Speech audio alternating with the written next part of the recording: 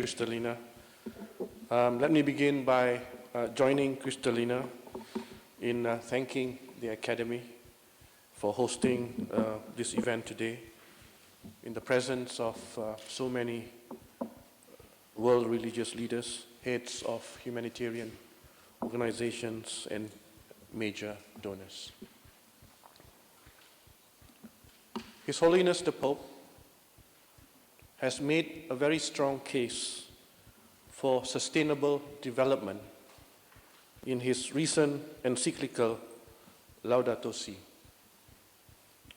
As His Holiness pointed out, our globalized world is urgently in need of justice, peace, and mercy, especially towards who he referred to as, and I quote, the least of our brothers and sisters. That is to say, those who are marginalized in our society.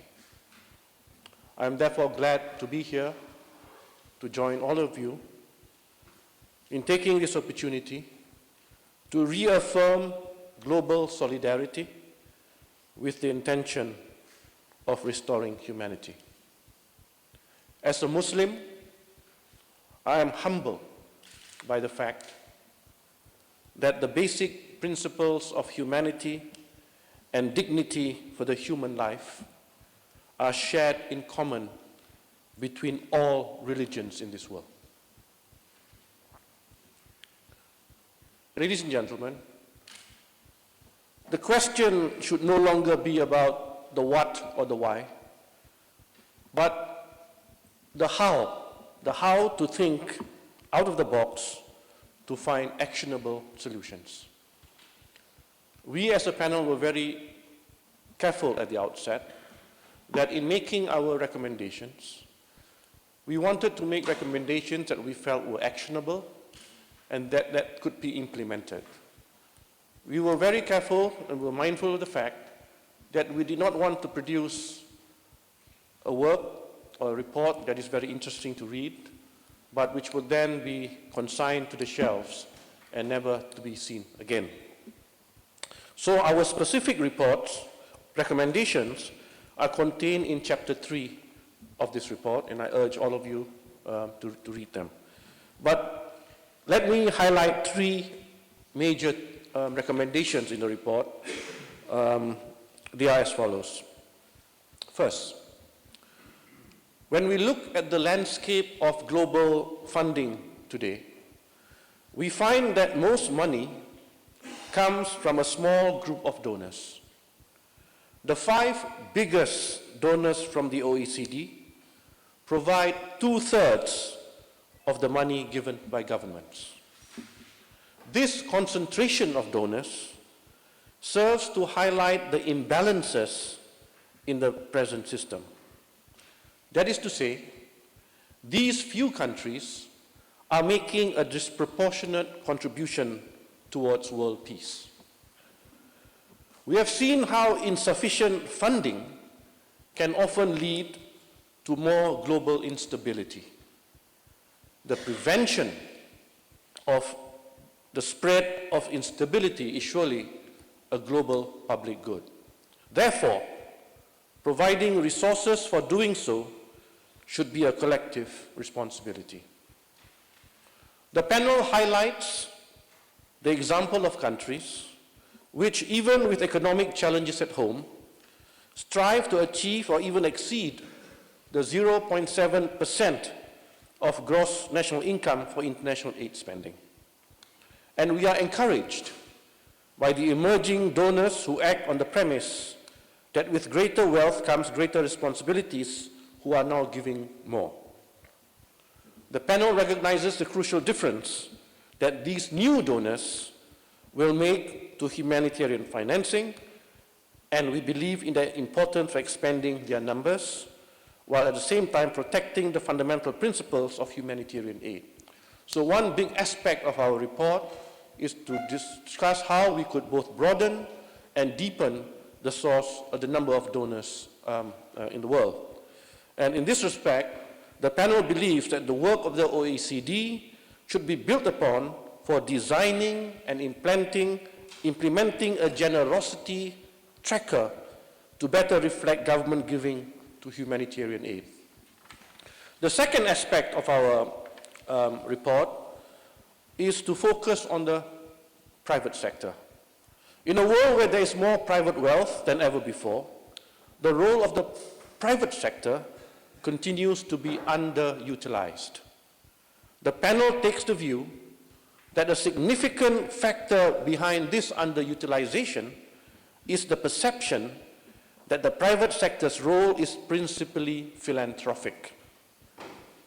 The panel believes that the humanitarian community must harness the power of business to leverage on its key skills and capabilities. But in doing so, we need to embrace the private sector in a more meaningful way. For example, the present system requires potential partners to navigate a series of individual agreements with hundreds of humanitarian organizations. We therefore recommend a one-stop shop or a digital platform where private companies can see the vetted requirements of any humanitarian organization and respond to them directly. And if you read our report, there are many other recommendations that we've made with regard to the private sector. But I think one of the most innovative recommendations the panel has made is regarding innovative investments in humanitarian action. Here, the panel is thinking specifically about social impact bonds and of unleashing the full potential of what we call faith-based funding for humanitarian action, such as Islamic social finance.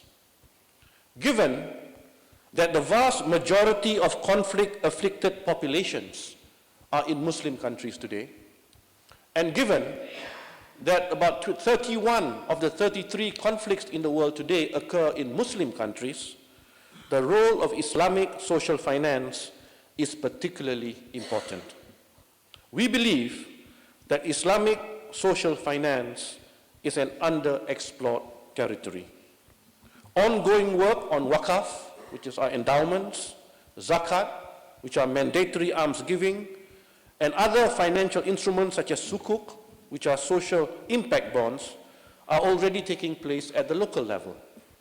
What is missing, however, is that there is no coordination mechanism at the global level to help channel these funds effectively.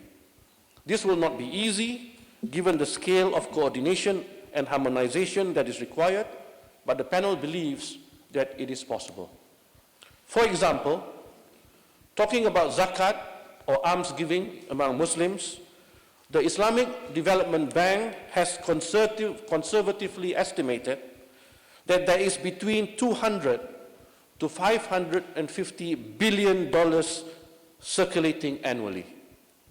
Imagine if we could just tap 1% of this amount, it would make an enormous difference to the scale of the global funding deficit.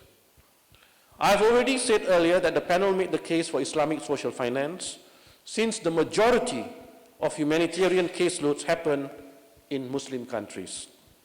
But the panel would like to extend the invitation for faith-based funding to include other faiths, especially the Christian tradition.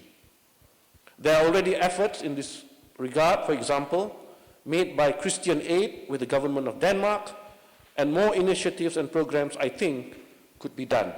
And we hope that the Vatican, under the auspices of His Holiness the Pope, could champion this. The panel submitted our final report to the Secretary General last month in Dubai, but we would like to feel that this is not the end of the journey. It is the start of the work to make our recommendations a reality. Providing for people in need is not only morally right, but also an investment in global stability to which we all can contribute. Our faiths, although diverse, teach us the importance of compassion and of one common shared humanity. Even the current work of secular humanitarian organizations is often inspired by the ethos of religion, which has in turn inspired a culture of sustainable development as highlighted by His Holiness Pope Francis. Let us hope that by the time of the World Humanitarian Summit in Istanbul this May, we will have commitment supporting the changes that need to take place in order to make sure that humanitarian aid can always reach those who need it. We hope our report will contribute to that. Thank you.